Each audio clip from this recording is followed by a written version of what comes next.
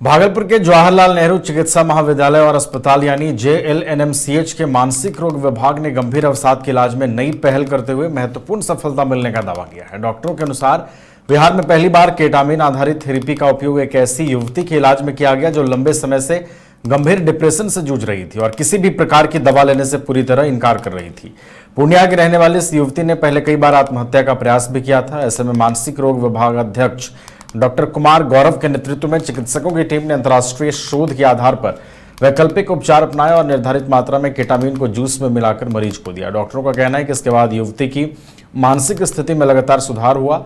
उसने आत्महत्या का विचार छोड़ दिया और सामान्य जीवन जीने की इच्छा जताई। इलाज शुरू होने के समय उसका वजन लगभग 25 किलोग्राम रह गया था, लेकिन उपचार के बाद शारीरिक और मानसिक स्वास्थ्य दोनों में सुधार दर्ज किया गया है और अब वह नियमित रूप से ओरल दवाएं भी ले रही हैं। चिकित्सकों का कहना है कि समय पर पहचान, सही उपचार और निरंतर निगरानी से गंभीर अवसाद के मरीजों को भी सामान्य जीवन की ओर लौटाया जा सकता है।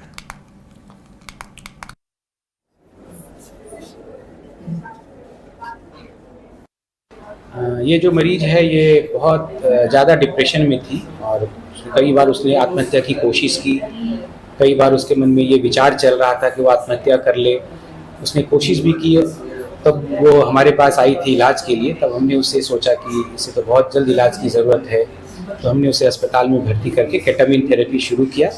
केटामिन शुरू करने के बाद 1-1.5 घंटे में ही उसमें काफ़ी सकारात्मक सुधार देखने को मिला और आज भी हम लोगों ने उस मरीज से बात की है। उसके मन से आत्महत्या के विचार पूरी तरह से ख़त्म हो चुके हैं और उसका जो उदासी थी वो भी काफ़ी बेटर है पहले से। देखिए, ये थ्योरी, ये जो दवाई है, ये कोई जादू नहीं है।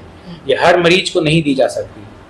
हम लोगों ने पहले भी जो रिसर्च पढ़ा है उसमें ये बताया गया है कि इस दवाई को देने से आत्महत्या के जो विचार आते हैं और जो लोग कोशिश करते हैं उसमें बहुत सुधार की संभावना है।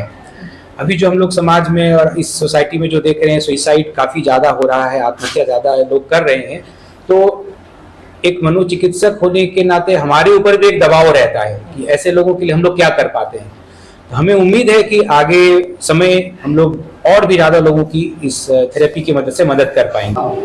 हमारे पास में एक पूर्णिया से 21 साल की महिला आई हुई थी। उनका जो मेन कंप्लेन था कि पिछले 1 महीने से क्या हो रहा था कि कांस्टेंट उनके दिमाग में विचार रहा था अपनी जिंदगी खत्म करने का।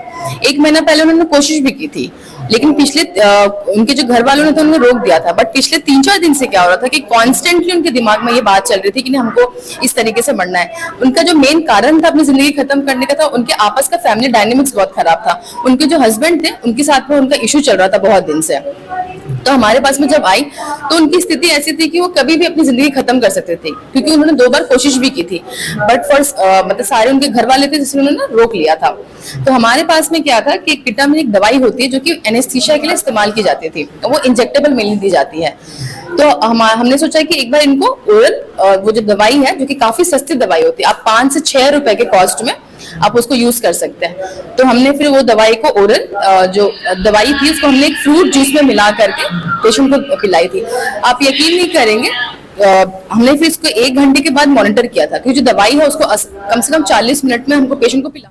घर रहने का मकान भर नहीं, ये खुशियों की तिजोरी है।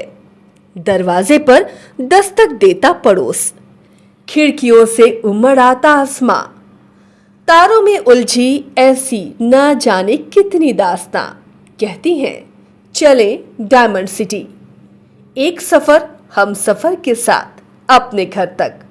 Diamond city, life long bonding, 500 से ज्यादा खुशहाल डायमंड परिवार। जल्दी करें, सिर्फ 200 फ्लैट बाकी।